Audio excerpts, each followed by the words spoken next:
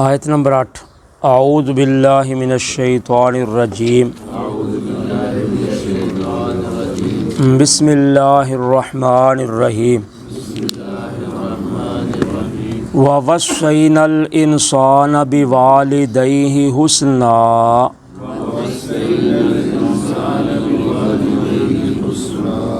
وَإِنْ جَاهَدَاكَ لِتُشْرِكَ بِي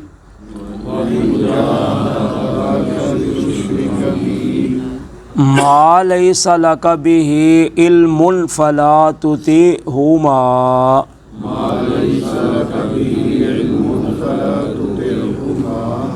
إِلَيَّ مَرْجِعُكُمْ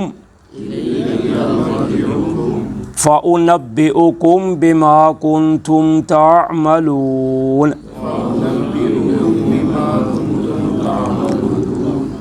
وَالَّذِينَ آمَنُوا وَعَمِلُوا الصَّالِحَاتِ لَنُدْخِلَنَّهُمْ فِي الصَّالِحِينَ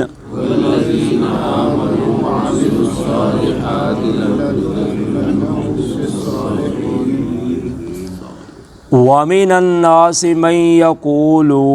آمَنَّا بِاللَّهِ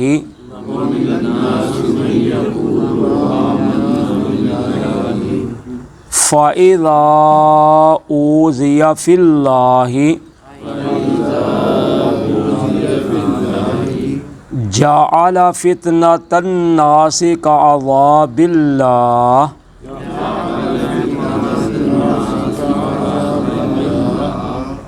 وَلَئِنْ جَاءَ نَصْرٌ مِّن رَّبِّكَ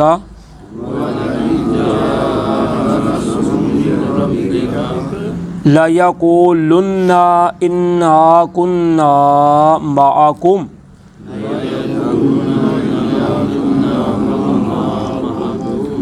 أَوَلَيْسَ اللَّهُ بِأَعْلَمَ بِمَا فِي صُدُورِ الْعَالَمِينَ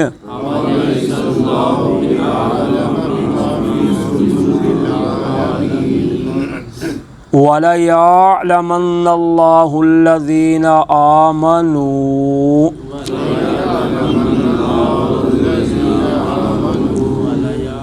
وَلَيَعْلَمَنَّ الْمُنَافِقِينَ وَقَالَ الَّذِينَ كَفَرُوا لِلَّذِينَ آمَنُوا اتَّبِعُوا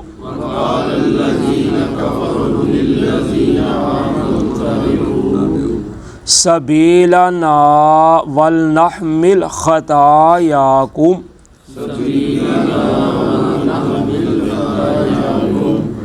وَمَا هُمْ بِحَامِلِينَ مِنْ خَطَايَاهُمْ مِنْ شَيْءٍ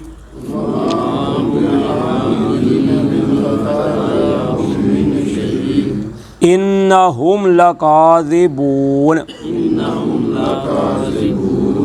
وَلَيَحْمِلُنَّ أَثْقَالَهُمْ وَأَثْقَالًا مَعَ أَثْقَالِهِمْ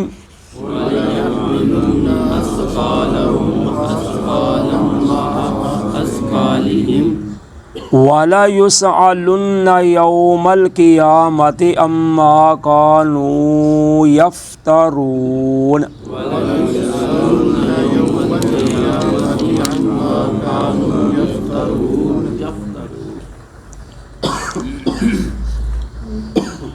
وَوَصَّيْنَا الْإِنسَانَ بِوَالِدَيْهِ حُسْنًا اور ہم نے حکم کیا یا نصیحت کی یا وصیت کی انسان کو اپنے والدین کے ساتھ نیکی کرنے کی وَإِنْ جَاهَدَاكَ اور اگر وہ کوشش کریں تیرے ساتھ لِتُشْرِكَ بِي تاکہ تو میرے ساتھ کسی کو شریک بنائے مَا لَيْسَ لَكَ بِهِ عِلْمٌ فَلَا تُطِعْهُمَا نہیں ہے آپ کے پاس اس کے بارے میں کوئی علم پس آپ نے ان کا کہا نہیں ماننا إِلَيَّ مَرْجِعُكُمْ میری طرف ہی تمہارا لوٹنا ہے سب کا فَأُنَبِّئُكُم بِمَا كُنتُمْ تَعْمَلُونَ پس میں تم کو خبر دوں گا اس چیز کی جو تھے تم کرتے۔ اللہ تعالیٰ نے قرآن پاک میں کئی ایک مقامات اپنی توحید اور عبادت کا حکم دینے کے ساتھ والدین کے ساتھ حسن سلوک کی تاکید کی ہے۔ یعنی اللہ تعالیٰ نے اپنا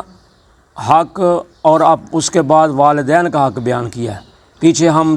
دو مقام پر غالباً پڑھے ہیں، ایک پہلے پارے میں سورہ بقرہ میں اور دوسرا سورہ بنی اسرائیل میں 15ویں پارے میں، دو مقامات پر پڑھا کہ جہاں بھی اللہ تعالیٰ نے اپنی عبادت کا حکم دیا ہے، توحید کا ساتھ والدین کے ساتھ نیکی کا بھی حکم دیا ہے۔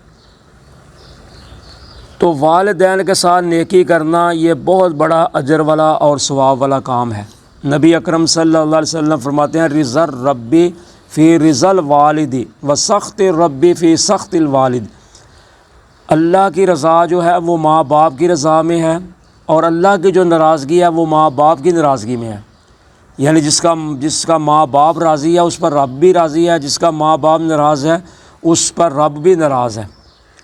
اور جیسے حدیث میں آتا ہے کہ پوچھا گیا اللہ کے نبی صلی اللہ علیہ وسلم سے سب سے اچھا عمل یا سب سے بہتر عمل کیا ہے، تو آپ نے فرمایا اللہ کی عبادت کرنا۔ پھر پوچھا گیا اس کے بعد، تو آپ نے فرمایا والدین کے ساتھ اچھا سلوک کرنا۔ تو اس لیے انسان کو چاہیے کہ اپنے والدین کے ساتھ اچھا سلوک کرے، والدین اگرچہ جس طرح کے بھی ہوں۔ تو یہ آیت اللہ تعالیٰ نے صورت میں نازل کی کہ مکہ کے جو کافر تھے ان کی بعض اولادیں جو تھیں وہ مسلمان ہو گئی تھیں، تو آپ وہ مسلمان نہیں ہوئے تھے، تو اب وہ اپنی اولادوں کو کہتے تھے کہ اللہ تعالیٰ نے حکم دیا ہوا ہے کہ والدین کے ساتھ اچھا سلوک کرنا ہے، والدین کی خدمت کرنی ہے، تو لہٰذا ہم آپ کے والدین ہیں، تو آپ واپس آئیں اپنے دین میں، ہماری بات مانیں۔ تو اللہ تعالیٰ نے پھر اس وقت یہ آیت نازل کی کہ یہ نہیں ہو سکتا۔ ہاں والدین کی اطاعت کرنی ہے، فرما برداری کرنی ہے اس معاملے میں جو دنیاوی معاملہ ہے۔ ہاں اگر دین کا معاملہ آتا ہے تو پھر اس میں بھی کرنی ہے، لیکن اگر دین کے معاملے میں وہ شرک کی طرف، کفر کی طرف، نافرمانی کی طرف دعوت دیتے ہیں تو پھر ان کی بات نہیں ماننی۔ جیسا حدیث میں آتا ہے حضرت سعد بن ابی وقاص رضی اللہ تعالیٰ کے بارے میں، جب وہ مسلمان ہو گئے تو ان کی والدہ کہنے لگی کہ میں تیرے ساتھ بات نہیں کرنی، نہ میں کھاؤں گی نہ میں پیوں گی جتنی دیر تک تو کلمہ نہیں چھوڑے گا۔ تو 3 دن تک حضرت سعد رضی اللہ تعالیٰ کی والدہ نے نہ کچھ کھایا نہ کچھ پیا، نہ ان سے بات کی۔ 3 دن کے بعد پھر جب بے ہوش ہو گئی تو پھر اس کے حضرت سعد رضی اللہ تعالیٰ کے دوسرے جو بھائی تھے انہوں نے پھر اس کو اپنی ماں کو پانی پلایا۔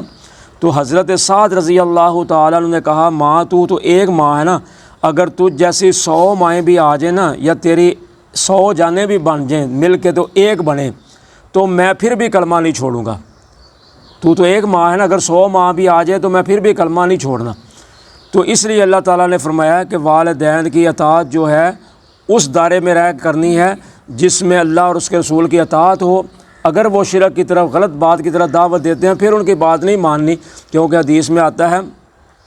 لا طاعت لأحد فی معصیۃ اللہ تبارک و تعالی، مسند احمد میں روایت ہے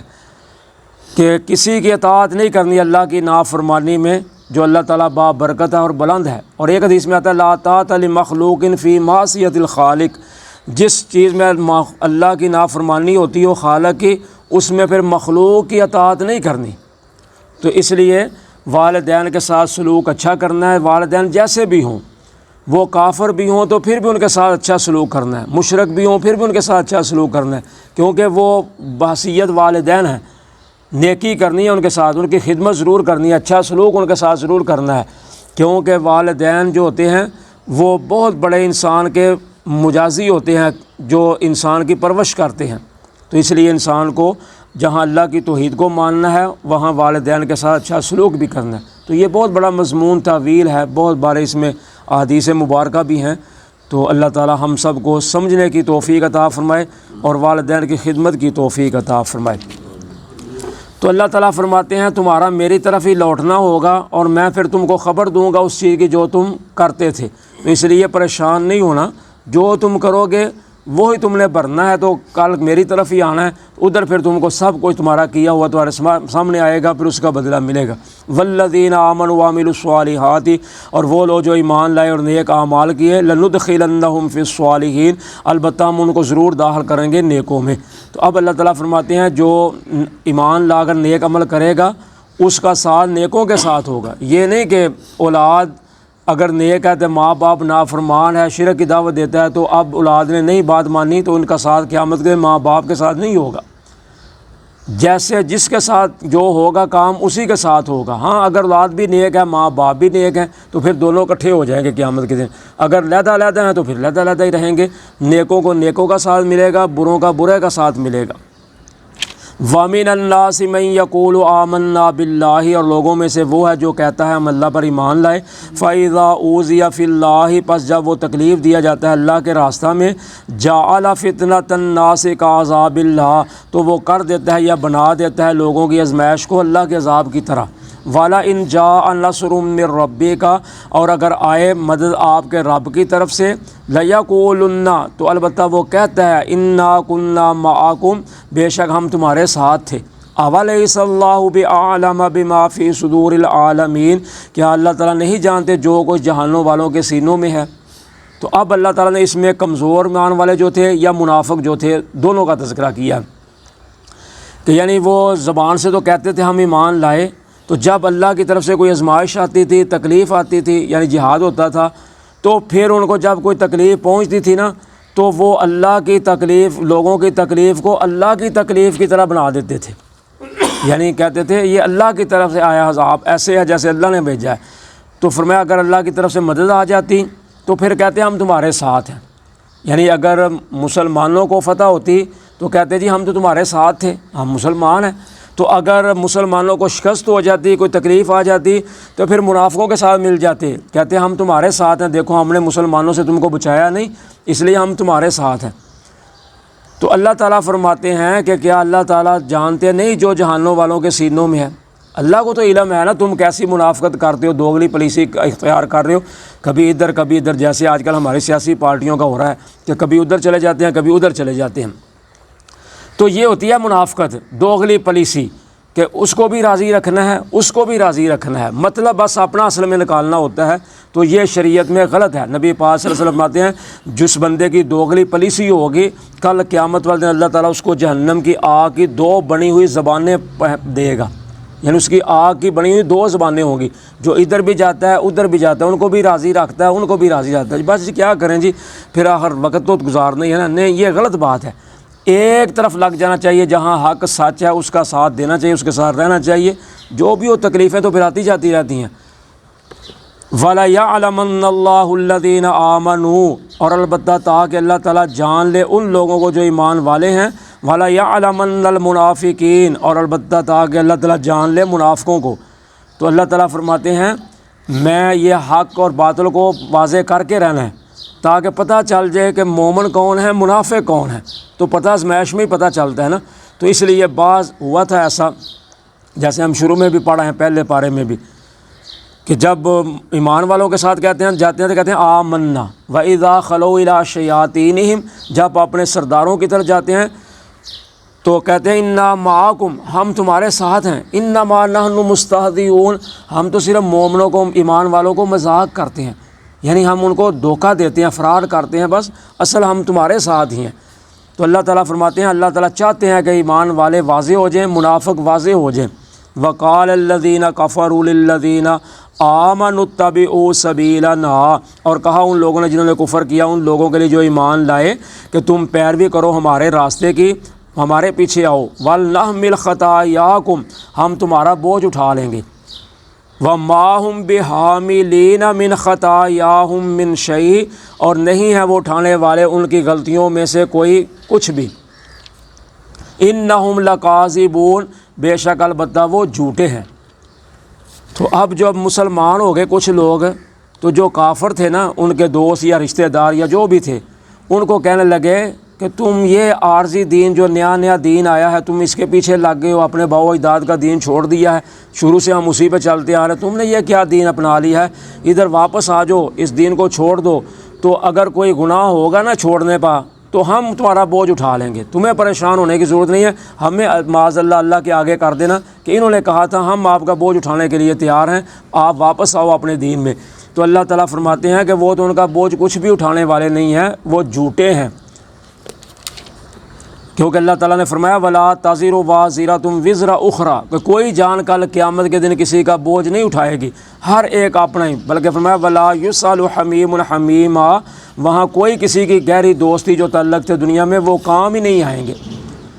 وَلَا يَحْمِلُنَّ أَثْقَالَهُمْ وَأَثْقَالًا مَّعَ أَثْقَالِهِمْ، اور البتہ وہ اٹھائیں گے اپنے بوجھوں کو اور کئی ایک ان کے ساتھ بوجھوں کو۔ وَلَا يُسْأَلُنَّ يَوْمَ الْقِيَامَةِ، اور البتہ سوال کیا جائے گا ان سے قیامت کے دن عَمَّا كَانُوا يَفْتَرُونَ، جو تھے وہ جھوٹ باندھتے۔ تو اللہ تعالیٰ فرماتے ہیں وہ اپنے بوجھ بھی قیامت کو اٹھائیں گے، کئی ایک اور بوجھ بھی اٹھائیں گے۔ تو کئی ایک بوجھ سے مراد کیا ہوتا ہے؟ حدیث میں آتا ہے صحیح مسلم میں، نبی اکرم صلی اللہ علیہ وسلم فرماتے ہیں کہ اگر کوئی بندہ کسی کو نیکی کی دعوت دیتا ہے تو اس کی دعوت پر وہ نیک کام کرتا ہے، آگے وہ دعوت دیتا ہے، تو قیامت تک اگر وہی بات آگے چلتی رہے گی تو جتنے لوگ نیک کام کریں گے، جتنا ان لوگوں کو ثواب ملنا ہے بغیر ان میں کمی پیشی کے، اتنا ثواب اس آدمی کو ملے گا جس نے سب سے پہلے نیکی کی دعوت دی۔ تو اسی طرح جس نے کسی کو برائی کی دعوت دی، اس نے برائی کی، پھر اس نے آگے بتائی، قیامت تک جتنے گناہ ہوتے جائیں گے ان کے گناہوں میں بغیر کمی پیشی کرنے کے جتنے بھی گناہ ہوں گے، جتنا ان کو ملے گا بوجھ، وہ اس کو ملے گا جس نے سب سے پہلے برائی کی دعوت دی۔ جیسے حدیث میں آتا ہے، آپ فرماتے ہیں حضرت آدم علیہ السلام کے جو دو بیٹے تھے نا، قابیل اور حابیل، تو بڑا بھائی جو تھا، چھوٹا بھائی جو تھا اس نے بڑے بھائی قابیل کو قتل کر دیا۔ تو اب آپ فرماتے ہیں قیامت تک جتنے لوگ بھی ناحق قتل ہوں گے، ان کا مقتولوں کا جتنا خون ہوگا وہ سب جو ہے حضرت آدم کے پہلے بیٹے قابیل کی گردن پہ ہوگا، کیونکہ اس نے سب سے پہلے ناحق قتل کی بنیاد رکھی ہے۔ تو اس لیے انسان کو زندگی میں کوئی ایسا کام نہیں کرنا چاہیے، غلط بات یا کام جس کی وجہ سے لوگ اس کے پیچھے چل جائیں، تو اس کا بوجھ قیامت کے دن اس کو بھرنا پڑے گا۔ اگر نیکی کی دعوت دیتا ہے کسی کو، نماز، روزہ، حج، زکوٰۃ کی، تو انشاءاللہ جتنے لوگ نیکی کی دعوت آگے کریں گے کام، اس کو اجر و ثواب ملے گا۔ تو یہ اللہ تعالیٰ فرماتے ہیں قیامت کے دن ہم ان سے پوچھیں گے اس چیز کے بارے میں جو دنیا میں جھوٹ باندھتے تھے کہ ہم بوجھ اٹھائیں گے، پریشان نہ ہو، کوئی ایسا مسئلہ نہیں۔ آج بتاؤ یہ دنیا میں جھوٹ کیوں باندھتے تھے؟ جزاکم اللہ خیر۔